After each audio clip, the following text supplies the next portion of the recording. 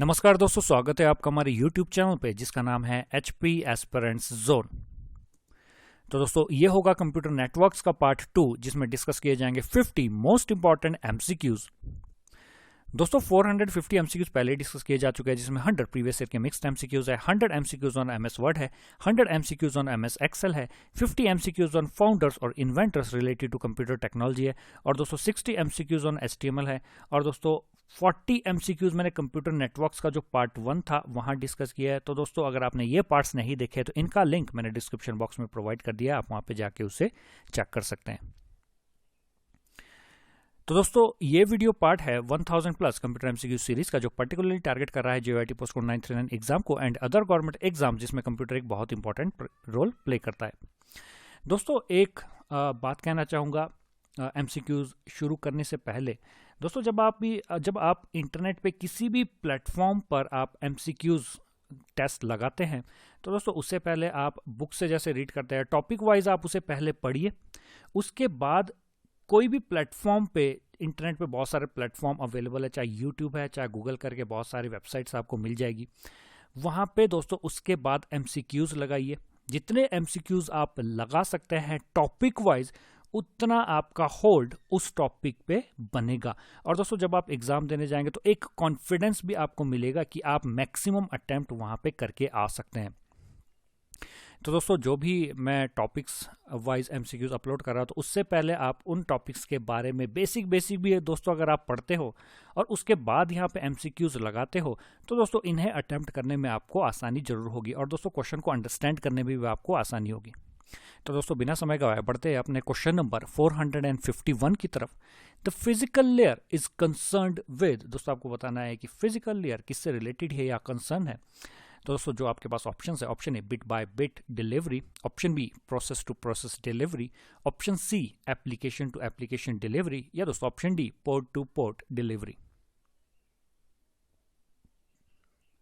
तो दोस्तों इस प्रश्न का सही उत्तर है option A bit by bit delivery. दोस्तों एक्सप्लेनेशन में देखिए, physical layer deals with bit to bit delivery in networking. दोस्तों जो मैं एक्सप्लेनेशन में यहाँ पे दे रहा हूँ, जो इन्फॉर्मेशन प्रोवाइड कर रहा हूँ वो दोस्तों एग्जाम पॉइंट ऑफ व्यू से काफ़ी इंपॉर्टेंट है, इसलिए दोस्तों एक्सप्लेनेशन में जितनी इंफॉर्मेशन यहाँ पे प्रोवाइड कर सकता हूँ उतनी मैं यहाँ पे कर रहा हूँ।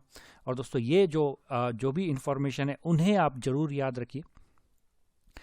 The data unit in the physical layer is bits. आपने डाटा यूनिट्स फिजिकल लेयर में याद रखनी है जो होती है bits. Process to process delivery और port to port delivery is dealt in the transport layer. दोस्तों ये जो प्रोसेस टू प्रोसेस डिलीवरी और पोर्ट टू पोर्ट डिलीवरी ये आपके ट्रांसपोर्ट लेयर में आती है। The various transmission mediums aid the physical layer in performing it's functions. दोस्तों जितने भी ट्रांसमिशन मीडियम्स है वो भी आपके फिजिकल लेयर में आते हैं। तो दोस्तों ये इंपॉर्टेंट पॉइंट्स आपने फिजिकल लेयर के रिगार्डिंग याद रखने हैं। नेक्स्ट क्वेश्चन की तरफ बढ़ते हैं दोस्तों। Question number 452, a single channel is shared by multiple signals by. दोस्तों आपको बताना है कि एक सिंगल चैनल जब शेयर किया जाता है मल्टीपल सिग्नल्स के द्वारा तो दोस्तों उसे क्या कहा जाता है। तो दोस्तों आपके पास ऑप्शन है, option A analog modulation, option B digital modulation, option C multiplexing या दोस्तों ऑप्शन डी फेज मॉड्यूलेशन। तो दोस्तों इस प्रश्न का सही उत्तर होगा ऑप्शन सी मल्टीप्लेक्सिंग। और दोस्तों मल्टीप्लेक्सिंग क्या होता है वो भी दोस्तों मैं आपको एक्सप्लेनेशन में बताऊंगा। In communication the computer networks the main goal is to share a scarce resource. This is done by multiplexing where multiple analog or digital signal are combined into one signal over a shared medium। दोस्तों multiplexing में क्या होता है, जो ज़्यादा मान लीजिए कि 4 या 5 आपके पास सिग्नल है उसे क्या किया जाता है, इनपुट साइड में उसे कंबाइन किया जाता है और आउटपुट में उसे सिंगल सिग्नल में कंबाइन किया जाता है और उसे शेयर्ड मीडियम में शेयर किया जाता है। The multiple kinds of signal are designated by a transport layer which is the layer present in the higher level than the physical layer. दोस्तों ये इंपॉर्टेंट पॉइंट्स आपने याद रखने हैं।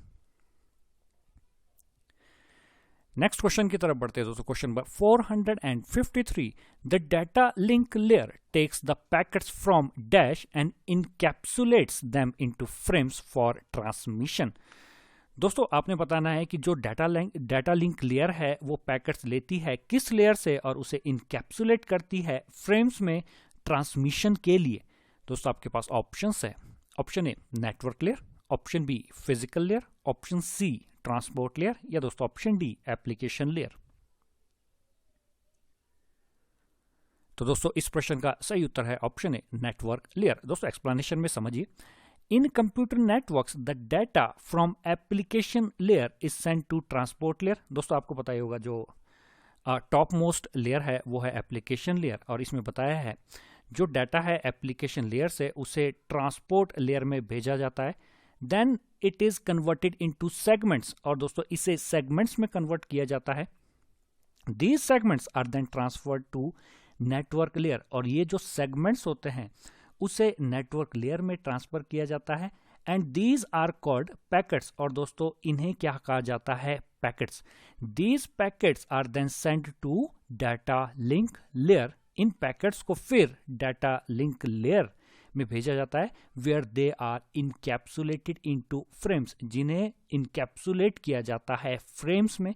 These frames are then transferred to physical layer, और दोस्तों इन frames को फिर जो लोअर मोस्ट जो आपकी लेयर है फिजिकल लेयर वहां पे ट्रांसफर किया जाता है, जहां पे ये फ्रेम्स बिट्स में कन्वर्ट की जाती है।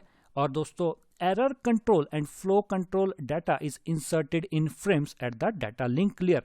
दोस्तों जो भी एरर कंट्रोल है और दोस्तों जो फ्लो कंट्रोल है वो इंसर्ट किया जाता है इन फ्रेम्स में, और दोस्तों कौन सी लेयर में, डाटा लिंक लेयर में। दोस्तों ये जो एक्सप्लेनेशन थी वो बहुत बहुत ज्यादा इंपॉर्टेंट थी, ये पॉइंट्स आपको याद रखने हैं। नेक्स्ट क्वेश्चन की तरफ बढ़ते हैं दोस्तों। Question number 454, which of the following tasks is not done by data link layer. दोस्तों आपको बताना है कि इनमें से कौन सा टास्क डाटा लिंक लेयर में नहीं किया जाता। तो दोस्तों आपके पास ऑप्शंस है। Option A framing, option B error control, option C flow control या दोस्तों ऑप्शन डी चैनल कोडिंग। तो दोस्तों इस प्रश्न का सही उत्तर होगा ऑप्शन डी चैनल कोडिंग। दोस्तों पिछले प्रश्न में आपने देखा होगा वहां पे एरर कंट्रोल भी बताया था डाटा लिंक लेयर में, फ्लो कंट्रोल भी बताया था, और दोस्तों वहां पे फ्रेमिंग भी बताया था कि जो डाटा लिंक लेयर में है वो फ्रेमिंग की जाती है। एक्सप्लेनेशन में देखिए दोस्तों, channel coding is the function of physical layer. दोस्तों याद रखना है आपका जो चैनल कोडिंग है वो फिजिकल लेयर का फंक्शन है। Data link layer mainly deals with framing. पहला दोस्तों फ्रेमिंग आपने याद रखना है, दूसरा दोस्तों एरर कंट्रोल आपने याद रखना है, तीसरा दोस्तों फ्लो कंट्रोल आपने याद रखना है। Data link layer is the layer where the packets are encapsulated into frames, जैसा कि मैंने पिछले प्रश्न में आपको बताया था।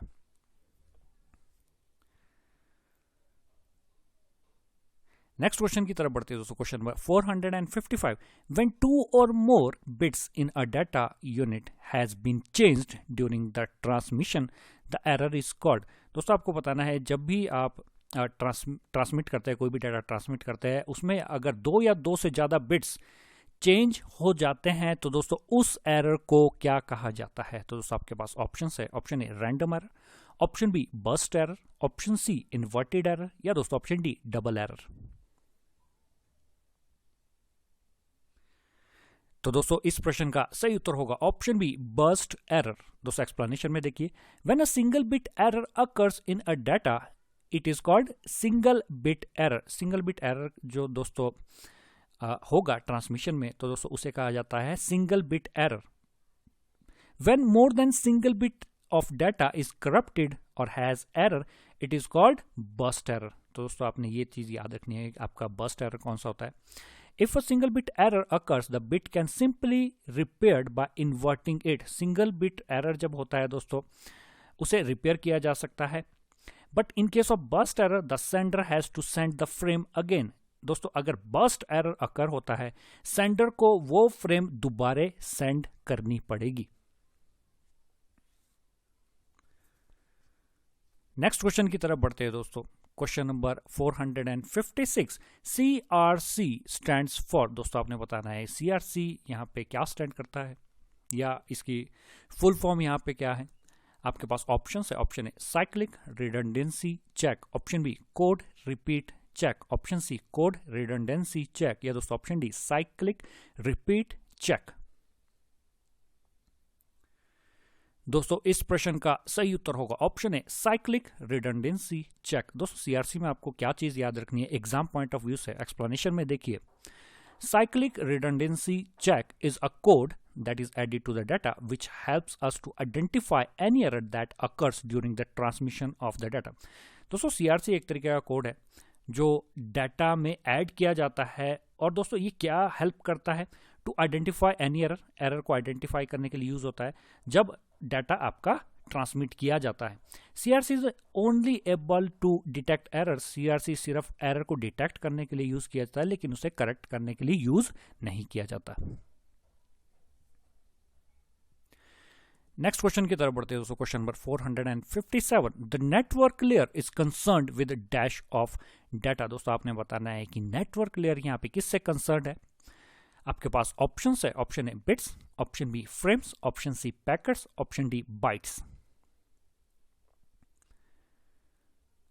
तो दोस्तों इस प्रश्न का सही उत्तर है ऑप्शन सी पैकेट्स। दोस्तों ये चीज मैंने पहले भी एक्सप्लेन की थी और इस तरीके से प्रश्न आपके एग्जाम्स में पूछे जाते हैं।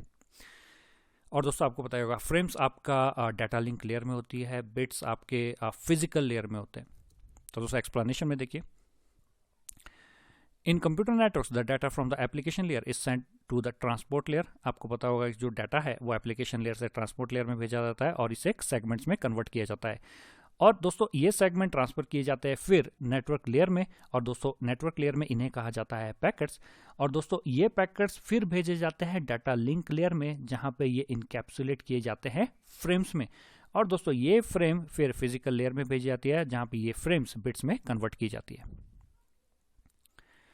नेक्स्ट क्वेश्चन की तरफ बढ़ते हैं दोस्तों, question number 458, which one of the following is not a function of network layer. दोस्तों आपको बताना है कि इनमें से क्या नेटवर्क लेयर का फंक्शन नहीं है। आपके पास दोस्तों ऑप्शन है, option A routing, option B internetworking, option C congestion control, या दोस्तों ऑप्शन डी एरर कंट्रोल। तो दोस्तों इस प्रश्न का सही उत्तर होगा ऑप्शन डी एरर कंट्रोल। दोस्तों आपको बताया कि एरर कंट्रोल आपका डाटा लिंक लेयर में परफॉर्म किया जाता है। एक्सप्लेनेशन में देखिए दोस्तों, in the OSI model network layer is the third layer and it provides data routing paths for network communication. दोस्तों राउटिंग के लिए नेटवर्क लेयर का यूज किया जाता है। Error control is a function of data link layer and the transport layer. दोस्तों दो आपने लेयर याद रखनी है। वैसे commonly data link layer options में पूछा जाता है, लेकिन दोस्तों अगर आपके पास डाटा लिंक लेयर नहीं है तो दोस्तों आपके पास जो दूसरा ऑप्शन आपने सेलेक्ट करना है वो है ट्रांसपोर्ट लेयर। इन दोनों लेयर का काम है आपका जो एरर है वो कंट्रोल करना। नेक्स्ट क्वेश्चन की तरफ बढ़ते हैं दोस्तों, question number 459, the network layer protocol for internet is. दोस्तों आपने बताना है कि इंटरनेट के लिए कौन सा नेटवर्क लेयर प्रोटोकॉल है। आपके पास ऑप्शन है, option A Ethernet, option B internet protocol, option C hypertext transfer protocol, या दोस्तों option D file transfer protocol. तो दोस्तों इस प्रश्न का सही उत्तर होगा option B internet protocol. Explanation में देखिए दोस्तों, there are several protocols used in the network layer. दोस्तों यहाँ पे नेटवर्क लेयर्स के प्रोटोकॉल्स यहाँ पे बताए हैं। Some of them are IP, ICMP, CLNP, ARP, IPX, HRSP, etc. Hypertext Transfer Protocol is for application layer and Ethernet Protocol is for data link layer। दोस्तों ये प्रोटोकॉल्स आपने याद रखने हैं कि कौन से लेयर में कौन सा प्रोटोकॉल आपका डिफाइंड है। नेक्स्ट क्वेश्चन की तरफ बढ़ते हैं दोस्तों, question number 460, ICMP is primarily used for. दोस्तों आपने बताना है कि ICMP प्राइमरीली यूज किया जाता है। आपके पास दोस्तों ऑप्शन है, option A error and diagnostic function, option B addressing, option C forwarding, या दोस्तों ऑप्शन डी राउटिंग। तो दोस्तों ICMP यूज किया जाता है एरर एंड डायग्नोस्टिक फंक्शन के लिए, दोस्तों यहाँ पे अगर आप फुल फॉर्म देखिए तो दोस्तों यहाँ पे आप अंदाज़ा लगा सकते हैं कि ICMP आपका किस लिए यूज़ किया जाता है। एब्रीविएशन देखिए दोस्तों, ICMP abbreviation for internet control message protocol is used by networking devices to send error message and operational information indicating a host or router cannot be reached. ICMP operates over the IP packet to provide error reporting functionality as IP by itself cannot report errors. दोस्तों simply आपने याद रखना है, ज़्यादा detail में जानने की ज़रूरत नहीं है। आपका जो ICMP है वो प्राइमरली यूज किया जाता है एरर एंड डायग्नोस्टिक फंक्शंस के लिए। नेक्स्ट क्वेश्चन की तरफ बढ़ते हैं दोस्तों। क्वेश्चन हुआ 461, which of the following are transport layer protocols used in networking. दोस्तों आपने यहाँ पे ट्रांसपोर्ट लेयर के प्रोटोकॉल्स बताने हैं जो नेटवर्किंग में यूज किए जाते हैं। तो दोस्तों आपके पास ऑप्शंस हैं।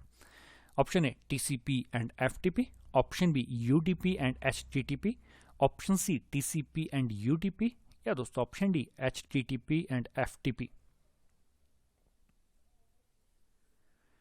तो दोस्तों इस प्रश्न का सही उत्तर है option C TCP and UDP। दोस्तों एक्सप्लेनेशन में देखिए इंपॉर्टेंट है, आपने जो इंपॉर्टेंट पॉइंट्स यहाँ पे याद रखने हैं TCP एंड UDP के regarding. Both TCP and UDP are transport layer protocol in networking. दोस्तों TCP और UDP आपके ट्रांसपोर्ट लेयर प्रोटोकॉल्स हैं। TCP is an abbreviation for Transmission Control Protocol and UDP is an abbreviation for User Datagram Protocol। और दोस्तों important point जो आपने TCP और UDP के रिगार्डिंग याद रखना है, TCP आपका कनेक्शन ओरिएंटेड है और दोस्तों आपका जो UDP है वो आपका कनेक्शन लेस है। दोस्तों ये पॉइंट्स आपने TCP और UDP के रिगार्डिंग याद रखने हैं।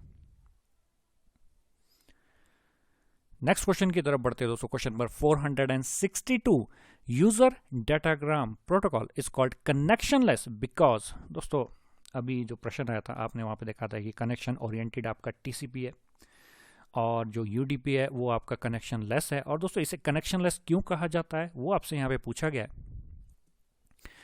आपके पास ऑप्शन है। ऑप्शन है all UDP packets are treated independently by transport layer. Option B, it sends data as a stream of related packets. Option C, it is received in the same order as sent order. या दोस्तों option D, it sends data very quickly। तो दोस्तों इस प्रश्न का सही उत्तर होगा option A, all UDP packets are treated independently by transport layer। दोस्तों जितने भी आपके UDP पैकेट्स होंगे उन्हें ट्रीट किया जाता है इंडिपेंडेंटली, किसके द्वारा? ट्रांसपोर्ट लेयर के द्वारा, इसीलिए इसे कनेक्शन लेस कहा जाता है। दोस्तों एक्सप्लेनेशन में देखिए, UDP is an alternative for TCP and it is used for those purposes where speed matters most. दोस्तों UDP आपका वहां यूज किया जाता है, उन पर्पसेस के लिए यूज किया जाता है जहां पे स्पीड को प्रेफरेंस दी जाती है। Whereas loss of data is not a problem, जहां पे डाटा लॉस की प्रॉब्लम नहीं है वहां पे आपका UDP यूज किया। दोस्तों ध्यान रखिए, स्पीड मैटर जहां पे करता है वहां पे UDP यूज किया जाता है। UDP is connectionless while TCP is connection oriented. दोस्तों ध्यान रखिए, जहां पे भी कनेक्शनलेस की बात आती है वहां पे डाटा लॉस का प्रॉब्लम जरूर रहता है, और दोस्तों जो कनेक्शन ओरिएंटेड होते हैं वहां पे डाटा लॉस की प्रॉब्लम कम देखी जाती है। ये दोस्तों आपने ये चीज याद रखनी है इस क्वेश्चन से। नेक्स्ट क्वेश्चन की तरफ बढ़ते हैं दोस्तों। Question number 463, dash topology requires a multi point connection. दोस्तों किस टोपोलॉजी में मल्टी पॉइंट कनेक्शन की बात आती है? दोस्तों टोपोलॉजी सिंपल टॉपिक है, आपने उसके ऊपर एक रीडिंग जरूर मार लेनी, उसी से ये प्रश्न पूछा गया है। कभी कभार वहाँ पे प्रश्न पूछ लिए जाते हैं एग्जाम्स में आपके। तो दोस्तों आपके पास ऑप्शन है। Option A star, option B mesh, option C ring, option D bus. तो दोस्तों मल्टी पॉइंट कनेक्शन आपके बस टोपोलॉजी में यूज किए जाते हैं या देखने को मिलते हैं। एक्सप्लेनेशन में देखिए दोस्तों, in bus topology there is a single cable, एक सिंगल केबल होती है to which all networks nodes are connected, जिसमें जितने भी आपके नेटवर्क नोड्स होते हैं वो कनेक्ट किए जाते हैं। So whenever a node tries to send message और data to other nodes, this data passes through all other nodes in the network through the cable.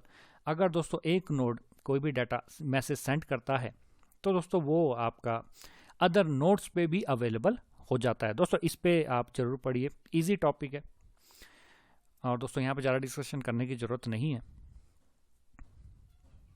Next question की तरफ बढ़िए दोस्तों। Question number 464, dash allows LAN users to share computer programs and data. दोस्तों आपको बताना है कि यहाँ पे क्या चीज़ अलाउ करती है LAN यूजर्स को कंप्यूटर प्रोग्राम्स और डाटा को शेयर करने के लिए। दोस्तों आपके पास ऑप्शंस हैं। Option A communication server, option B print server, option C file server या दोस्तों ऑप्शन डी नेटवर्क। तो दोस्तों इस प्रश्न का सही उत्तर होगा ऑप्शन सी फाइल सर्वर। दोस्तों फाइल सर्वर अलाउ करता है LAN यूजर को to share computer programs and data. Explanation में देखिए दोस्तों, a file server allows LAN user to share computer programs and data. It uses the file transfer protocol to provide this feature on port 20 and port 21. The file server works as a medium for the transfer. ये points दोस्तों आपने इस question से याद रखने। Next question की तरफ बढ़ते हैं दोस्तों। Question number 465, with respect to physical media STP cables stands for. दोस्तों आपने यहाँ पे STP का फुल फॉर्म यहाँ पे बताना है। आपके पास ऑप्शन है। Option A shielded twisted pair cable, option B spanning tree protocol cable, option C static transport protocol cable या दोस्तों option D shielded to power cable. दोस्तों इस प्रश्न का सही उत्तर होगा option A shielded twisted pair cable. Explanation में देखिए दोस्तों, और दोस्तों आपने अभी जो रिसेंट JOIT के एग्जाम्स हुए थे वहां पे फिजिकल मीडिया से एक या दो प्रश्न देखने को जरूर मिले थे अगर आपने ये एग्जाम्स दिए होंगे। एक्सप्लेनेशन में दोस्तों जो मैं चीज़ें यहाँ पे एक्सप्लेन करूँगा या डिस्कस करूँगा वो दोस्तों एग्जाम पॉइंट ऑफ व्यू से बहुत ज़्यादा इंपॉर्टेंट है। एक्सप्लेनेशन में देखिए दोस्तों, for physical media STP cable stands for shielded twisted pair cable. 100 Mbps is the maximum data capacity. ये दोस्तों याद रखना है, 100 Mbps इसकी मैक्सिमम डाटा कैपेसिटी है। और दोस्तों इसका जो डिफॉल्ट कनेक्टर है वो है दोस्तों RJ45। It is popularly used in LANs due to its ease of maintenance and installation. दोस्तों यहाँ पे चीज़ें आपने याद रखनी है, ये मेनली आपका LAN में यूज़ किया जाता है। और दोस्तों यहाँ पे जो डिफ़ॉल्ट कनेक्टर याद रखना है आपने इस केस में वो है RJ45। और दोस्तों जो मैक्सिमम स्पीड यहाँ पे है वो है 100 Mbps। नेक्स्ट क्वेश्चन की तरफ बढ़ते हैं दोस्तों। Question number 466, what is the maximum length of the shielded twisted pair cable. दोस्तों यहाँ पे मैक्सिमम लेंथ आपसे पूछी गई है STP केबल की। आपके पास दोस्तों ऑप्शन है। Option A 100 feet, option B 200 feet, option C 100 metre या दोस्तों ऑप्शन डी 200 मीटर। तो दोस्तों इस प्रश्न का सही उत्तर है ऑप्शन सी 100 मीटर। दोस्तों एक्सप्लेनेशन में देखिए, the maximum shielded twisted pair cable is 100 meters. If the length exceeds 100 meters, the loss of signal flowing through the cable would be really high. दोस्तों कह सकते हैं कि अगर STP केबल की इससे ज़्यादा अगर लेंथ रखते हैं तो दोस्तों वहाँ पे डाटा लॉस के चांसेस बहुत ज़्यादा हो जाते हैं। Thus, STP cable is more suitable for smaller networks. इसलिए दोस्तों इसे LANs में यूज़ किया जाता है, मतलब लोकल एरिया नेटवर्क्स में आपका जो प्रेफरेंस है वो STP को दी जाती है। नेक्स्ट क्वेश्चन की तरफ बढ़ते हैं दोस्तों। Question number 467, a firewall is installed at the point where the secure internal network and untrusted external network meet, which is also known as. दोस्तों आपने वो पॉइंट बताना है जहाँ पे फायरवॉल इंस्टॉल किया जाता है। और दोस्तों फायरवॉल आपको पता ही होगा सिक्योरिटी पर्पज़ के लिए यूज़ किया जाता है। दोस्तों आपको वो पॉइंट बताना है कि उसे क्या कहा जाता है। आपके पास ऑप्शंस है। Option A choke point, option B meeting point, option C firewall point या दोस्तों ऑप्शन डी सिक्योर पॉइंट। दोस्तों इस प्रश्न का सही उत्तर होगा ऑप्शन ए चोक पॉइंट। दोस्तों थोड़ी एक्सप्लेनेशन देखिए ताकि आप इस प्रश्न को समझ सके। A firewall can be a PC। दोस्तों आपको बताएगा फायरवॉल आपका सॉफ्टवेयर भी हो सकता है, हार्डवेयर भी हो सकता है, या इन दोनों का कॉम्बिनेशन भी हो सकता है। एक्सप्लेनेशन में देखिए दोस्तों a firewall can be a PC, a router, a mid range, a mainframe, a Unix workstation, or a combination of these that determines which information or services can be accessed from the outside and who is permitted to use the information and services from the outside। दोस्तों एक तरीके का security purpose के लिए हम firewall use करते हैं। Generally, a firewall is installed at a point where the secure internal network and untrusted external network meet, which is also known as choke point। ये इंफॉर्मेशन आपने फायरवॉल के regarding याद रखनी है। नेक्स्ट क्वेश्चन की तरफ बढ़ते हैं दोस्तों। Question number 468, which of these is not a guided media. दोस्तों आपको बताना है कि इनमें से कौन सा एक गाइडेड मीडिया नहीं है। आपके पास दोस्तों ऑप्शन है। Option A fibre optical cable, option B coaxial cable, option C wireless LAN, या दोस्तों ऑप्शन डी कॉपर वायर। तो दोस्तों इस प्रश्न का सही उत्तर होगा ऑप्शन सी वायरलेस लैन। दोस्तों ध्यान रखें, जितने भी वायर्ड आपके मीडिया है जिसमें वायर यूज होती है वो सारे के सारे गाइडेड मीडिया है। और दोस्तों जो वायरलेस है, जितने भी वायरलेस आपके मीडिया है वो आपके अनगाइडेड मीडिया में आते हैं। एक्सप्लेनेशन में देखिए दोस्तों, wireless LAN is unguided media. Next question की तरफ बढ़ते हैं दोस्तों। Question number 469, UTP is commonly used in. दोस्तों आपको बताना है कि यूटीपी आपका कॉमनली यूज किया जाता है, कहां यूज किया जाता है। दोस्तों आपके पास ऑप्शन है। Option A DSL, option B FTTP, option C HTTP, या दोस्तों option D none of the mentioned. तो दोस्तों यूटीपी कॉमनली यूज किया जाता है आपका डीएसएल में, जिसे डिजिटल सब्सक्राइबर लाइन कहा जाता है। दोस्तों एक्सप्लेनेशन में देखिए, unshielded twisted pair is commonly used in home access. दोस्तों डीएसएल होम एक्सेस में जो आप इंटरनेट यूज करते हैं वहां पे यूटीपी यूज किए जाती है। नेक्स्ट क्वेश्चन की तरफ बढ़ते हैं दोस्तों। Question number 470, a local telephone network is an example of dash network. दोस्तों जो लोकल टेलीफोन नेटवर्क है वो आपका कौन से नेटवर्क का एग्जाम्पल है। दोस्तों आपके पास ऑप्शन है। Option A packet switching, option B circuit switching, option C bit switching, या दोस्तों ऑप्शन डी लाइन स्विचिंग। तो दोस्तों इस प्रश्न का सही उत्तर होगा ऑप्शन बी सर्किट स्विचिंग। दोस्तों लोकल टेलीफोन नेटवर्क आपका एग्जाम्पल है सर्किट स्विचिंग का। एक्सप्लेनेशन में देखिए दोस्तों, सर्किट स्विचिंग आपका क्या होता है। Circuit switching is connection oriented switching technique. दोस्तों ये आपकी कनेक्शन ओरिएंटेड स्विचिंग टेक्निक है। Whereas in case of packet switching it is connectionless. दोस्तों ये इंपॉर्टेंट पॉइंट्स है। आपका जो पैकेट स्विचिंग है वो आपका कनेक्शनलेस होता है, और दोस्तों आपका जो सर्किट स्विचिंग है वो दोस्तों आपका कनेक्शन ओरिएंटेड स्विचिंग टेक्निक है। Circuit switching is implemented in the physical layer. ये भी दोस्तों याद रखना है, सर्किट स्विचिंग आपको पता ही होगा, जितने भी फिजिकल मीडिया है वो आपके फिजिकल लेयर में गिने जाते हैं। और दोस्तों जो आपका पैकेट स्विचिंग है आपको पता ही होगा, वो दोस्तों इंप्लीमेंट किया जाता है नेटवर्क लेयर में। Internet 2 is based on the concept of circuit switching. दोस्तों आपको याद रखना है, इंटरनेट भी आपका बेस्ड है सर्किट स्विचिंग के कंसेप्ट पर। नेक्स्ट क्वेश्चन की तरफ बढ़ते हैं दोस्तों। Question number 471, which is not a application layer protocol. दोस्तों आपको बताना है कि इनमें से कौन सा एक एप्लीकेशन लेयर का प्रोटोकॉल नहीं है।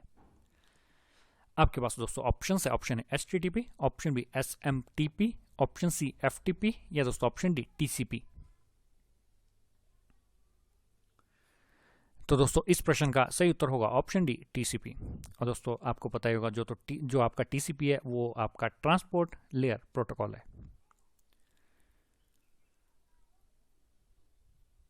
नेक्स्ट क्वेश्चन की तरफ बढ़ते हैं दोस्तों। Question number 472, the packet of information at the application layer is called. दोस्तों आपको बताना है जो पैकेट ऑफ इंफॉर्मेशन है एप्लीकेशन लेयर पे उसे क्या कहा जाता है। आपके पास ऑप्शन है। Option A packet, option B message, option C segment, या दोस्तों option D frame.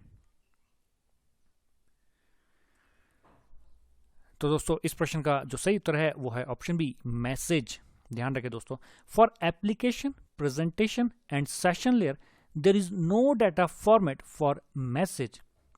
Message is message as such in these three layers, but when it comes to transport, network, data and physical layer, they have data in format of segments, packets, frames and bits respectively। दोस्तों ये आपको याद रखना है कि इस layer में जो आपकी एप्लीकेशन प्रेजेंटेशन ऑफ और सेशन लेयर है उसमें कोई भी डाटा फॉर्मेट नहीं होता है। मैसेज आपका मैसेज ही होता है इन तीन लेयर्स के लिए। लेकिन दोस्तों जब बात आती है ट्रांसपोर्ट, नेटवर्क, डाटा और फिजिकल लेयर भी, वहाँ पे दोस्तों आपके जो इन्फॉर्मेशन होती है वो सेगमेंट्स होते हैं, पैकेट्स होते हैं, फ्रेम्स होते हैं और दोस्तों बिट्स होते हैं, जो कि मैंने इसे पहले जो मैंने MCQs अभी डिस्कस किए इस वीडियो में, वहाँ पे दोस्तों मैंने डिस्कस किया था। 74. To deliver a message to the correct application program running on a host, the dash address must be consulted। दोस्तों अगर आपको मैसेज डिलीवर करना हो करेक्ट एप्लीकेशन प्रोग्राम जो आपके होस्ट डिवाइस या कह सकते हैं होस्ट कंप्यूटर भी हो सकता है, उस पे जो एप्लीकेशन प्रोग्राम रन हो रहा होगा, अगर आपने वो मैसेज उस एप्लीकेशन प्रोग्राम में डिलीवर करना होगा तो कौन से एड्रेस आपको पता होना चाहिए। आपके पास दोस्तों ऑप्शन है, option A IP address, option B MAC address, option C port address या दोस्तों option D none of the mentioned. तो दोस्तों इस प्रश्न का सही उत्तर होगा ऑप्शन सी पोर्ट एड्रेस। दोस्तों ध्यान रखें IP एड्रेस और मैक एड्रेस के बारे में मैंने प्रीवियस वीडियो में डिस्कस किया था। IP एड्रेस आपका जो नेटवर्क है उसे फाइंड आउट करने के लिए यूज किया जाता है। मैक एड्रेस आपका डिवाइस के लिए यूज किया जाता है। लेकिन दोस्तों पोर्ट एड्रेस आइडेंटिफाई करता है एक service you want to carry on, या कह सकते हैं कि कोई भी आपका जो करंटली एप्लीकेशन प्रोग्राम रन हो रहा हो वहाँ पे मैसेज डिलीवरी के लिए आपको पोर्ट एड्रेस का पता होना चाहिए। ध्यान रखें दोस्तों मैक एड्रेस आपका यूनिक एड्रेस होता है एवरी डिवाइस का, और IP एड्रेस आपका नेटवर्क का एड्रेस होता है जो नेटवर्क आप यूज कर रहे हैं। नेक्स्ट क्वेश्चन की तरफ बढ़ते हैं दोस्तों। Question number 475, electronic mail uses which application layer protocol. दोस्तों आपको बताना है कि जो आपका ईमेल है वो एप्लीकेशन लेयर में कौन सा प्रोटोकॉल यूज करता है। आपके पास दोस्तों ऑप्शन है, option A SMTP, option B HTTP, option C FTP या दोस्तों option D SIP।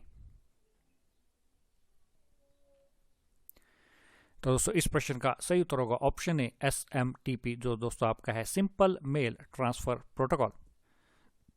Email uses various protocols like, दोस्तों ये तीनों प्रोटोकॉल्स आपने याद रखने हैं। ये ईमेल आपका यूज करता है जो आपका POP प्रोटोकॉल है, IMAP प्रोटोकॉल है और SMTP प्रोटोकॉल है। The most prominent one uses in application layer is SMTP। और दोस्तों सबसे जो प्रोमिनेंट वन है जो एप्लीकेशन लेयर में यूज किया जाता है ईमेल के द्वारा वो है दोस्तों SMTP। IMAP और दोस्तों POP मैंने पिछली वीडियो में जरूर डिस्कस किया होगा, आप वहां पे देख सकते हैं। नेक्स्ट क्वेश्चन की तरफ देखते हैं दोस्तों। आपका जो 476 है, the ASCII encoding of binary data is called. दोस्तों आपको बताना है जो ASCII इनकोडिंग है बाइनरी डाटा की उसे कहा जाता है। आपके पास दोस्तों ऑप्शंस है, option A base 64 encoding, option B base 32 encoding, option C base 16 encoding या दोस्तों option D base 8 encoding.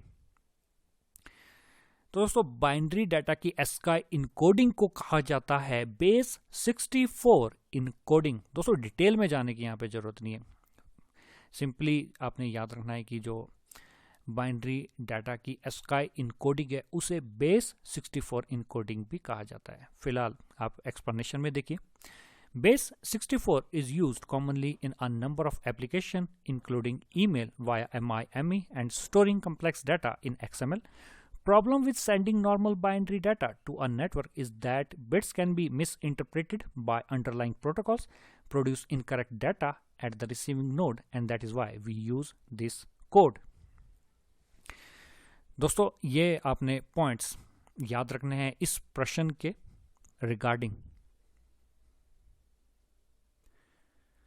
Next question की तरफ बढ़ते हैं दोस्तों। Question number 477, which one of the following is an internet standard protocol for managing devices on IP network. दोस्तों आपको बताना है कि इनमें से कौन सा एक इंटरनेट स्टैंडर्ड प्रोटोकॉल है जिसमें आप आईपी नेटवर्क पे डिवाइसेस को मैनेज करते हैं। आपके पास ऑप्शंस है, ऑप्शन ए DHCP जिसे डायनेमिक होस्ट कॉन्फ़िगरेशन प्रोटोकॉल कहा जाता है, option B simple network management protocol, option C internet message access protocol, या दोस्तों option D media gateway protocol. दोस्तों इस प्रश्न का सही उत्तर होगा option B simple network management protocol. Explanation में देखिए दोस्तों, SNMP is a set of protocols for network management and monitoring. This protocol is included in the application layer. दोस्तों इंपॉर्टेंट पॉइंट आपको याद रखने हैं जो मैंने एक्सप्लेनेशन में दिए। SNMP आपका नेटवर्क मैनेजमेंट और मॉनिटरिंग के लिए यूज किया जाता है, और दोस्तों ये एप्लीकेशन लेयर का प्रोटोकॉल है। नेक्स्ट क्वेश्चन की तरफ बढ़ते हैं दोस्तों, question number 478, which one of the following is not an application layer protocol. आपको दोस्तों बताना है कि इनमें से कौन सा एक एप्लीकेशन लेयर का प्रोटोकॉल नहीं है। Option A media gateway protocol, option B dynamic host configuration protocol, option C resource reservation protocol, या दोस्तों option D session initiation protocol. तो दोस्तों इस प्रश्न का सही उत्तर होगा option C resource reservation protocol. दोस्तों ये जो 3 प्रोटोकॉल आपने याद रखने हैं, पहला आपका media gateway protocol, option B DHCP, ये दोस्तों आपको पता ही होगा, और दोस्तों option D SIP session initiation protocol. ये तीनों आपके एप्लीकेशन लेयर के प्रोटोकॉल्स है, लेकिन दोस्तों रिसोर्स रिजर्वेशन प्रोटोकॉल आपका एप्लीकेशन लेयर का प्रोटोकॉल नहीं है। एक्सप्लेनेशन में देखिए दोस्तों, resource reservation protocol is used in transport layer. दोस्तों ट्रांसपोर्ट लेयर में ये प्रोटोकॉल यूज किया जाता है। It is designed to reserve resources across a network for quality of service using the integrated services model. दोस्तों ये पॉइंट्स आपने resource reservation protocol के रिगार्डिंग याद रखने हैं।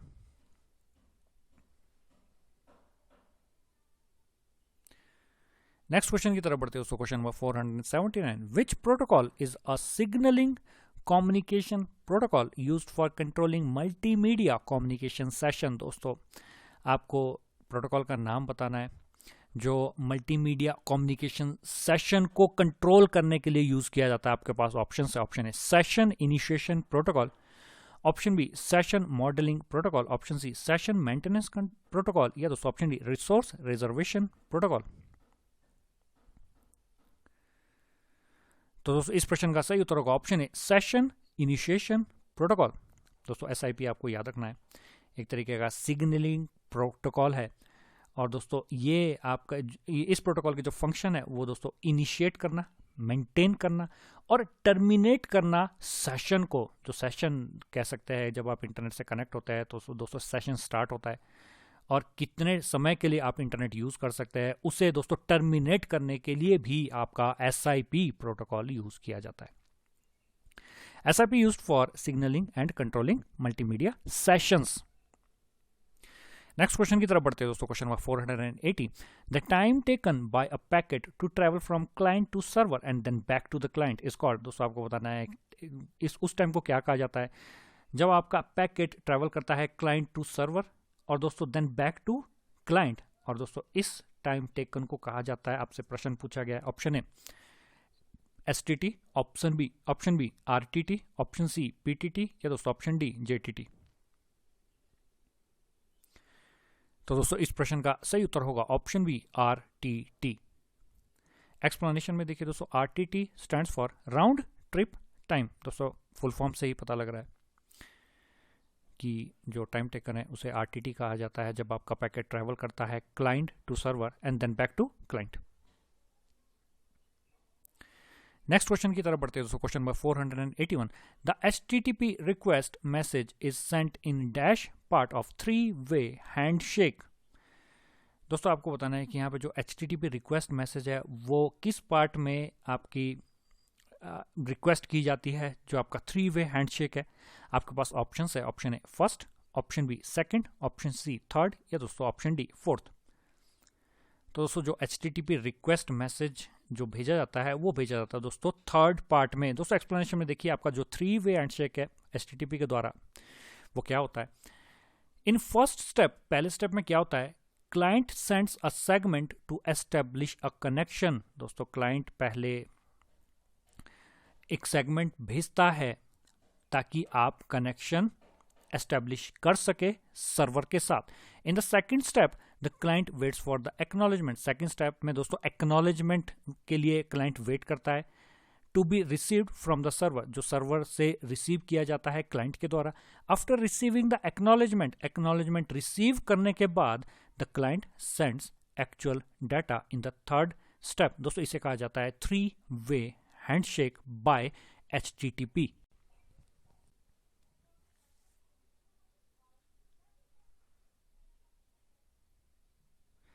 नेक्स्ट क्वेश्चन की तरफ बढ़ते हैं दोस्तों। Question number 482, communication between a computer and keyboard involves dash transmission. दोस्तों आपको बताना है कि कीबोर्ड और जो आपका कंप्यूटर है और जो आपका कीबोर्ड है उसमें किस तरीके का ट्रांसमिशन होता है। दोस्तों आपके पास ऑप्शंस है। Option A automatic, option B half duplex, option C full duplex या दोस्तों ऑप्शन डी सिंप्लेक्स। तो दोस्तों इस प्रश्न का सही उत्तर होगा ऑप्शन डी सिंप्लेक्स। दोस्तों आपको बताया होगा सिंप्लेक्स आपका 1-वे कम्युनिकेशन है। जैसे कीबोर्ड से आप की इनपुट करते हैं वो आपका जो डिस्प्ले होगा वो मॉनिटर पे होगा, तो दोस्तों 1-वे कह सकते हैं। तो दोस्तों उस तरीके के कम्युनिकेशन को आप सिंप्लेक्स ट्रांसमिशन कह सकते हैं। हाफ डुप्लेक्स और फुल डुप्लेक्स में दोस्तों दोनों साइड से कम्युनिकेशन पॉसिबल है। हाफ डुप्लेक्स में एक समय में सिर्फ एक ही साइड से कम्युनिकेशन होगा, लेकिन दोस्तों फुल डुप्लेक्स में आपका सेम समय में दोनों साइड से कम्युनिकेशन पॉसिबल है। फुल डुप्लेक्स का आपका एग्जांपल है आपके जो सेल फोन है वो आपका उदाहरण है फुल डुप्लेक्स का। हाफ डुप्लेक्स जो पहले वॉकी टॉकी आता था उसमें एक समय में सिर्फ एक ही साइड से बात की जाती थी, वो दोस्तों आपका हाफ डुप्लेक्स का एग्जाम्पल है। एक्सप्लेनेशन में देखिए दोस्तों, in simplex transmission data flows in single direction which in this case refers to the data flowing from keyboard to computer. सिर्फ दोस्तों जो डाटा फ्लो है वो वन डायरेक्शन में ही पॉसिबल है। Another example would be of the mouse where data flows from mouse to computer only. दूसरा दोस्तों आपका एक उदाहरण है, माउस से जब आप कोई भी चीज़ इनपुट करते हैं या क्लिक करते हैं वो उदाहरण आपका सिंप्लेक्स का होगा। नेक्स्ट क्वेश्चन की तरफ बढ़ते हैं दोस्तों। Question number 483, which of the following computer networks is built on the top of another network. दोस्तों आपको बताना है कि कौन सा कंप्यूटर नेटवर्क बिल्ड किया जाता है टॉप ऑफ अनदर नेटवर्क के। दोस्तों आपके पास ऑप्शंस है। Option A prior network, option B chief network, option C prime network या दोस्तों ऑप्शन डी ओवरले नेटवर्क।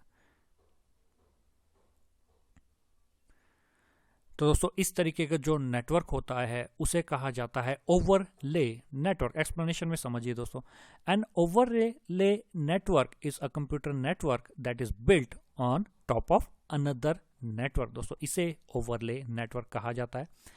उदाहरण के तौर पे दोस्तों आपका VPN और दोस्तों आपका P2P जिसे पीयर टू पीयर नेटवर्क भी कहा जाता है। नेक्स्ट क्वेश्चन की तरफ बढ़ते हैं दोस्तों। Question number 484, communication channel is shared bye all the machines on a network इन। दोस्तों आपको बताना है कि कम्युनिकेशन चैनल शेयर किया जाता है सभी मशीनों के द्वारा किस नेटवर्क में। आपके पास ऑप्शन है। Option A broadcast network, option B unicast network, option C multicast network या दोस्तों option D Anycast network.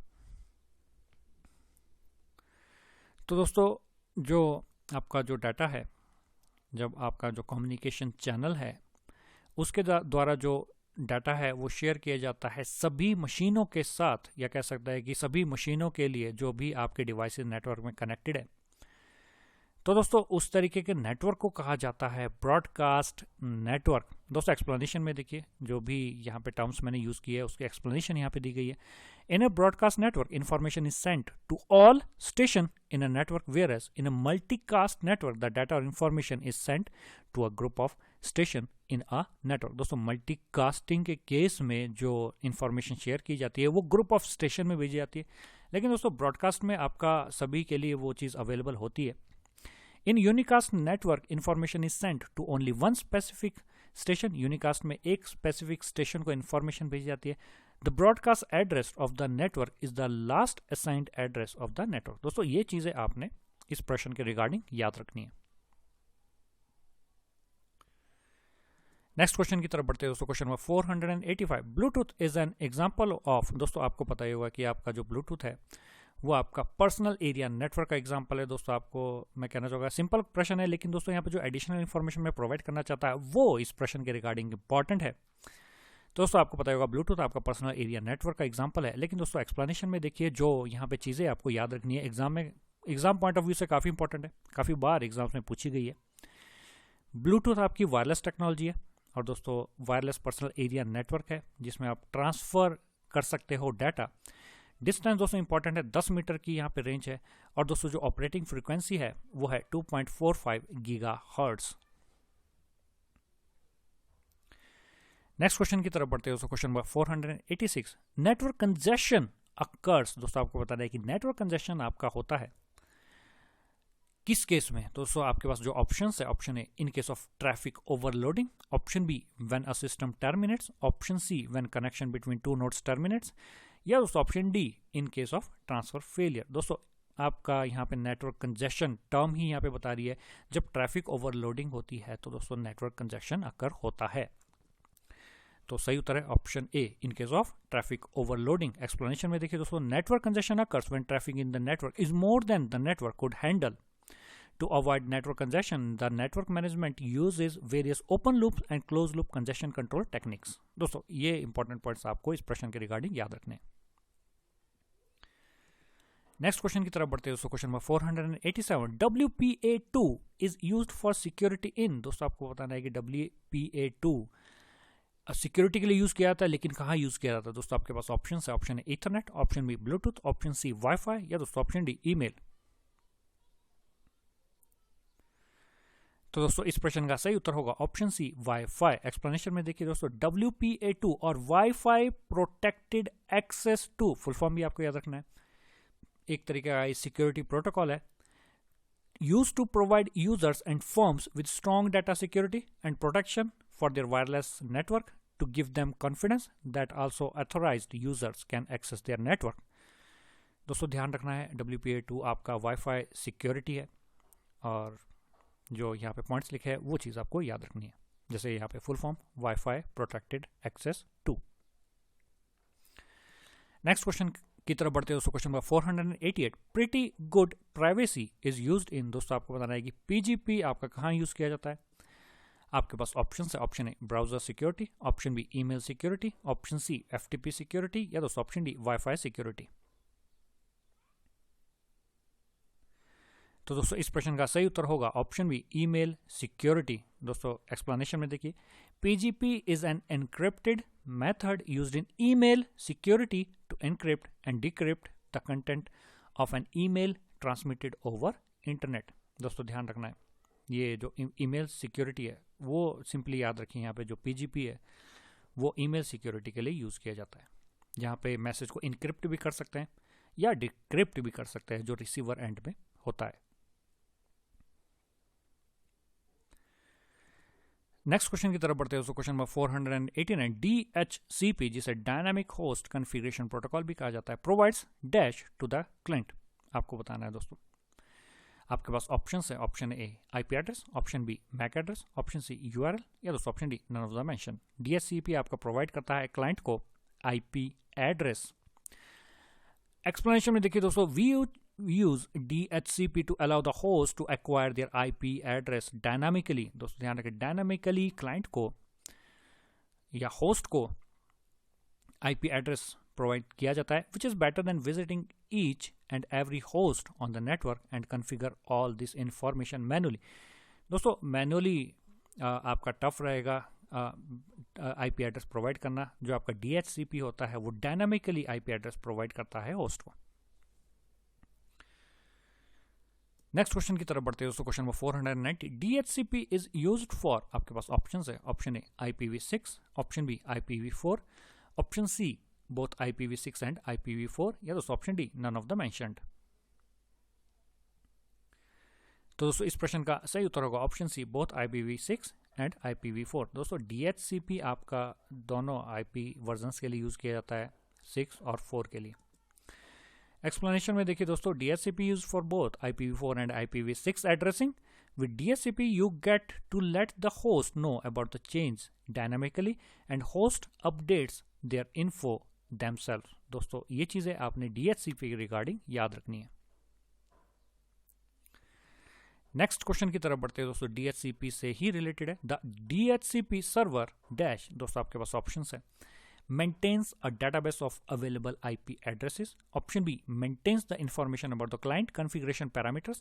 Option C, grants a IP address when receive a request from a client. या दोस्तों option D, all of the mentioned. दोस्तों DHCP का यहाँ पे पूरी चीज़ें जो है आपके पास यहाँ पे ऑप्शंस दिए है, ये आपको याद रखना है। DHCP सर्वर आपका ये चीज़ें करता है। पहले तो दोस्तों डेटाबेस मेंटेन करता है जो अवेलेबल आईपी एड्रेसेस है। दूसरा आपका इंफॉर्मेशन, आपके जो क्लाइंट कॉन्फ़िगरेशन पैरामीटर्स की इंफॉर्मेशन को मेंटेन करता है। और दोस्तों तीसरा आईपी एड्रेस ग्रांट करता है जब क्लाइंट के द्वारा रिक्वेस्ट रिसीव की जाती है। एक्सप्लेनेशन में देखिए दोस्तों, whenever a DHCP server gets a request from a client, it responds with a DHCP offer containing IP address being offered, network mask offer, the amount of time that the client can use and keep it, the IP address of DHCP server making this offer. तो दोस्तों ये चीज़ें आपने DHCP के regarding याद रखनी है। Next question की तरफ बढ़ते हैं दोस्तों, IP assigned for a client by DHCP server is, दोस्तों IP जो असाइंड की जाती है क्लाइंट को DHCP के द्वारा, तो दोस्तों उसके रिगार्डिंग यहाँ से पूछा गया है।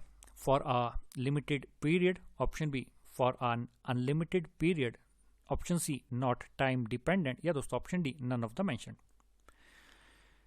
तो दोस्तों ध्यान रखें, जो DHCP के द्वारा क्लाइंट को IP असाइंड किया जाता है वो होता है दोस्तों लिमिटेड पीरियड के लिए। आपके पास जो सही उत्तर है वो है option A, for a limited period. Explanation में देखिए दोस्तों, the IP address offered to a client is only for limited period of time.